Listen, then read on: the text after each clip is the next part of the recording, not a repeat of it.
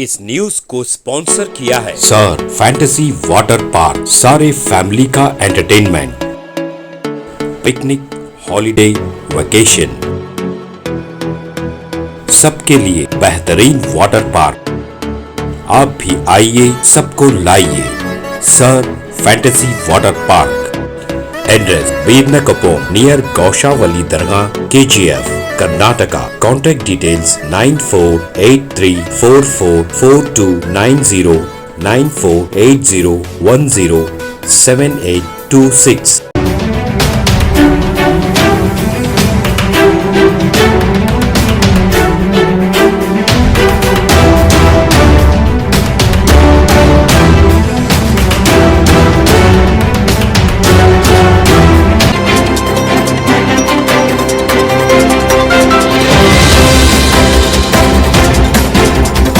कर्नाटका गुलबर्गा शहर के पत्रिका भवन के इहाते में प्रेस कॉन्फ्रेंस करते हुए मीडिया के नुमाइंदों से बात करते हुए कर्नाटका हाउसकीपिंग यूनियन की सदर और अराकीन ने कहा कि पूरी दुनिया में तकरीबन 10 मिलियन खवातीन घरों में काम करते हैं, जहां पर उनके साथ तरह तरह के जुल्म होते हैं। यौम आलमी घरेलू काम काज करने वालों का दिन इंटरनेशनल हाउसकीपिंग वर्कर्स डे के मौके पर हुकूमत से मुतालबा करते हुए मेमोरेंडम पेश किया गया। इस मेमोरेंडम में घरेलू कामकाज करने वाली खवातीन को पूरी तरह तहफ्फुज़ फराहम करने का मुतालबा किया गया। इन लोगों के लिए अलग बोर्ड की मांग की गई। इन खवातीन को PF देने का मुतालबा भी किया गया। सबसे बढ़कर उनके ऊपर हो रहे घरेलू तशद्दुद को रोकने की जरूरत पर जोर दिया। पिछले दिनों कर्नाटका में प्रज्वल रेवन्ना के रवैये को लेकर जो हंगामा हुआ, उसको लेकर घरेलू कामकाज करने वाली खवातीन में एक डर का माहौल पैदा हो गया है। आइए देखते हैं तफसीली report. Bureau report, Atraf TV Urdu news. We are the members of the Karnataka Domestic Workers Union. Nowadays we are seeing lot of harassment on the women, especially those who are working in the houses. When we look at the incident of Prajwal Revanna, the former MP from Hassan, there were lot of instances where he has harassed the women, sexually abused, and we are seeing also lot of videos are being circulated. So much humiliating for the women. So we want, like any other organized sector has any other act, it is punishment to the violators. So we also want to act which supports the women, those are working in the houses, and they should be given proper facilities.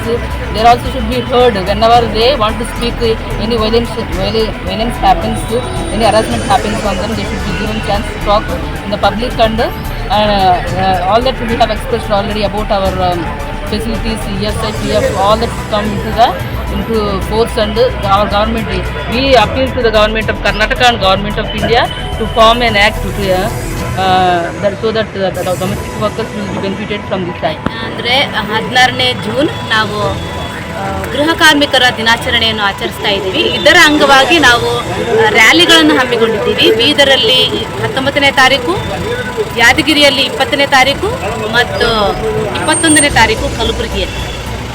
ಈ ಗೃಹ ಕಾರ್ಮಿಕರ ಬಗ್ಗೆ ನಾವು ಯಾಕೆ ತುಂಬ ಕಾಳಜಿ ತೋರಿಸಬೇಕು ಅಂತ ಹೇಳಿದ್ರೆ, ಈ ಗೃಹ ಕಾರ್ಮಿಕರ ಒಂದು ಒಕ್ಕೂಟ ಇದೆಯಲ್ಲ, ಅದು ಗೃಹ ಕಾರ್ಮಿಕ ಅಂದರೆ ಈ ಕೆಲಸದ ಆಧಾರದ ಮೇಲೆ ಆಧಾರವಾಗಿದೆ. ಆದ್ದರಿಂದ ಈ ಕೆಲಸವನ್ನು ಗುರುತಿಸಬೇಕು. ಈ ಕೆಲಸ ಮಾಡುವವರಿಗೆ ಒಂದು ಆಡಳಿತ ಮಂಡಳಿ ರಚನೆಯಾಗಬೇಕು. ಅವರಿಗೋಸ್ಕರನೇ ಒಂದು ಕಾನೂನು ಜಾರಿಯಾಗಬೇಕು. ಆಲ್ರೆಡಿ C189 ಕನ್ವೆನ್ಷನ್ ಸಮಾವೇಶವನ್ನು ನಮ್ಮ ಭಾರತ ಅನುಮೋದಿಸಬೇಕು ಅಂತ ಕೇಳ್ಕೊಳ್ತಾ ಇದ್ದೀವಿ.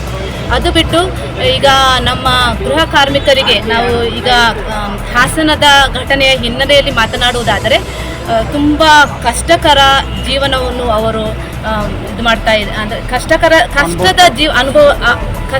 ಜೀವನವನ್ನು ಅನುಭವಿಸ್ತಾ ಇದ್ದಾರೆ. ಅವರಿಗೆ ಅಂದರೆ ಕೆಲವು ಕಮಿಟಿಗಳನ್ನು ರಚಿಸಬೇಕು, ಸಹಾಯವಾಣಿಗಳು ಇರಬೇಕು. ಅಂದರೆ ಅವರಿಗೆ ಅವರ ಕಷ್ಟಗಳನ್ನು ಹೇಳಿಕೊಳ್ಳಲು ಅವರದೇ ಆದ ಗೃಹ ಕಾರ್ಮಿಕರ ಮಂಡಳಿಗಳು ಇದ್ದರೆ, ಅದು ಕೂಡ ಗೃಹ ಕಾರ್ಮಿಕರ ಸಂಘಟನೆಗಳು ಅದರ ಒಳಗಿರಬೇಕು ಆ ಮಂಡಳಿಗಳಲ್ಲಿ. ಆಮೇಲೆ ಸರ್ಕಾರ ಕೂಡ ಅವರಿಗೆ ಹೆರಿಗೆ ಭತ್ಯೆಯಾಗಲಿ, ಅವರ ಜೀವನಾಂಶಕ್ಕೆ ಬೇಕಾದ ಇದು ವೇತನ ಮತ್ತು ಮಿನಿಮಮ್ ವೇಜ್ ಅಂತ ಹೇಳ್ತೀವಿ, ಅದನ್ನು ಮತ್ತು ರಜೆಗಳನ್ನು ಘೋಷಿಸಬೇಕು. ವಾರ್ಷಿಕ ರಜೆ, ಸಂಡೇ ರಜೆ, ESI PF ಕೂಡ ಅವರಿಗೆ ಕೊಡಿಸಬೇಕು ಅಂತೇಳಿ ನಾವು ಸರ್ಕಾರದ ಕೇಳ್ತಾ ಇದ್ದೀವಿ. ನಮ್ಮ ಹೆಸರು ಶರಣಮಾರಿ. ಯೂನಿಯನಲ್ಲಿ ಮಾಡ್ತಾ ಇರೋದು 15 ವರ್ಷ ಆಯಿತು. ಈಗ ನಮ್ಮ ಮನೆ ಕೆಲಸ ಮಾಡೋರಿಗೆ ಏನು ಹೆಚ್ಚಿಗೆ ಕೆಲಸ ಜಾಸ್ತಿ ತೊಗೋತಾಳ್ರಿ ಕೆಲಸ. ಟಾಯ್ಲೆಟ್ಗಂತೂ ಯಾರ್ದು ಹೋಗಿ ಕೆಲಸ ಮಾಡಿ ಬಂದ್ಮ್ಯಾಗ ಟಾಯ್ಲೆಟ್ಗಂತೂ ಯಾರಿಗೂ ಹೋಗಿಸ್ಕೊಳಂಗಿಲ್ಲ. ಟಾಯ್ಲೆಟ್ ಭಾಳ ಪ್ರಾಬ್ಲಮ್ ಅದ ರೀ. ಎಲ್ಲ ಟಾಯ್ಲೆಟ್ನಾಗ ಅಂದ್ರೆ ಹೆಣ್ಮಕ್ಳು ಸ್ವಚ್ಛ ಇದ್ರೇ ಕೆಲಸ, ಹೆಣ್ಮಕ್ಳದು ಪೂರ ಇದು ಇರ್ಬೇಕಲ್ರಿ ಅವರು.